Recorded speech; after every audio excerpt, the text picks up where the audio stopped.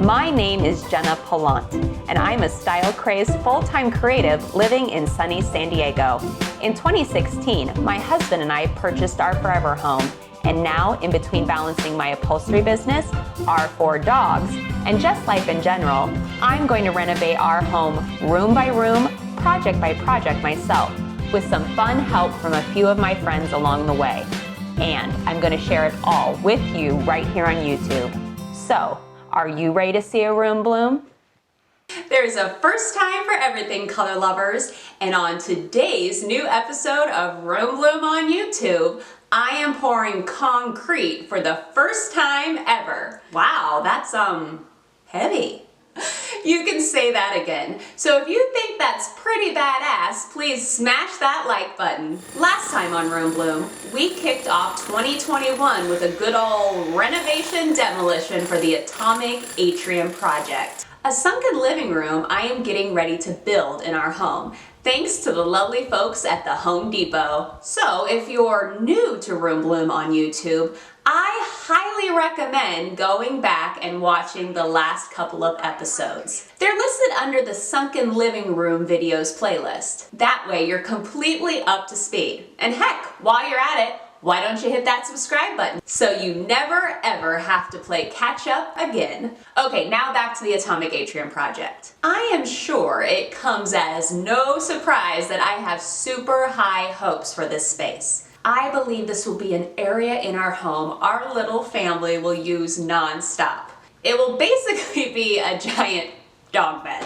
My original plans for this build was to start with the seating inside this giant hole in our house first. Using colorful masking tape, I laid out my initial floor plan for the benches, as the husband and I really want as much seating as possible within this space. But as I finished taping out the floor plan, my gut was telling me I was wrong. And by the next morning, I knew my gut was correct. I needed to start this build with the stairs of the conversation pit first. Why?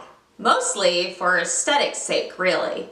You see, I knew what the stairs measurements needed to be for California code, and was concerned that the initial bench measurements would hit those stairs at an unpleasing angle, and thus would make me ultimately not pleased with my design. I mean, if I was more experienced with concrete, I might have not made this decision. But since I'm not, I'm going with my gut on this one. But not before I make a quick repair. You see, one of the panels of our hardwood floors, where the atrium's original waterfall walls sat, needed some TLC as it was unevenly stained and was raised in certain areas. I'm guessing from the waterfall's moisture?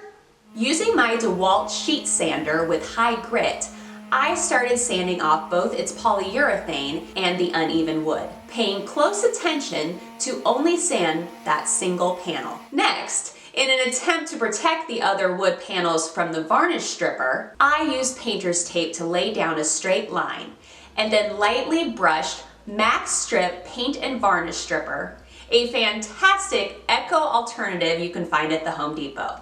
Then, after allowing the product to set for their recommended amount of time, I used a bent scraper and paper towels to remove the stripped away varnish and stain, finishing up with another light sanding, only this time using fine sandpaper grit. Now on to concrete. In preparation for this concrete project, I cannot even begin to tell you the hours and hours of YouTube videos I watched. Ultimately, the best channel I found for concrete DIYs was Homemade Modern, a YouTube channel by Ben Ueda.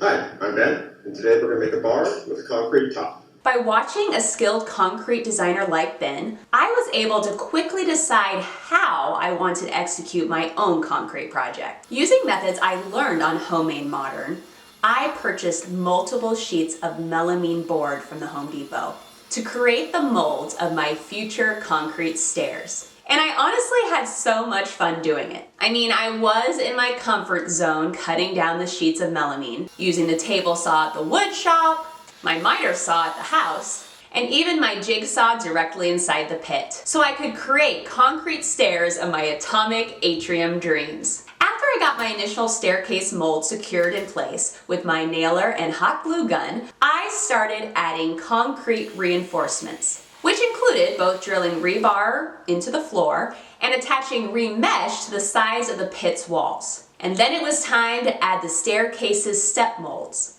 trying hard as possible to get everything plumb and level. Cue that "it's level" dance.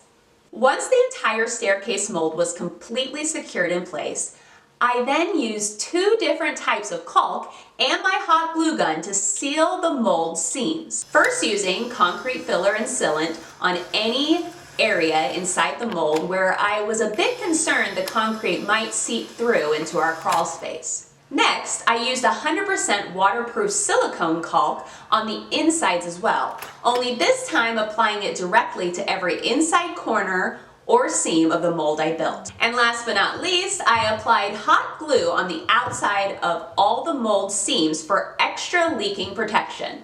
Which now brings us to the scary portion of this project, or at least the part of the project I've never done before. Concrete. I initially mixed the first couple of bags of Quikrete 5000 myself in my new concrete mixer I got from the Home Depot, before quickly realizing I was gonna need a helper with the continual mixing and pouring. And luckily for me, my husband was game. So while he mixed, I poured. I honestly wish I could have managed a Tarantino-style POV shot while I was pouring this concrete, so you could see the wide-eyed perspective of my fear the concrete was getting as I poured. I was completely out of my comfort zone, but since it's concrete, there's no looking back, and instead was go, go, go! But amazingly enough, I started to find my stride with the concrete. I even managed to get a feel for the hand float. One area did give me grief, however, the top landing step for whatever reason. I'm not sure if it was the concrete was getting too dry or what, but it would just not smooth out like the other steps did with the finishing trowel. So if you're watching this and have any ideas as to what may have happened, or maybe tips so this doesn't happen with the second set of stairs, I am all ears. Please leave your advice in the comments below. Then once I waved my white flag with the top landing step, damn Murphy's Law, I covered the wet concrete with plastic so the concrete wouldn't dry out too fast. Then 48 hours later, it was time to remove the molds, which wasn't hard really, but scary AF, as I wasn't sure how I was going to feel about the concrete stairs' final outcome.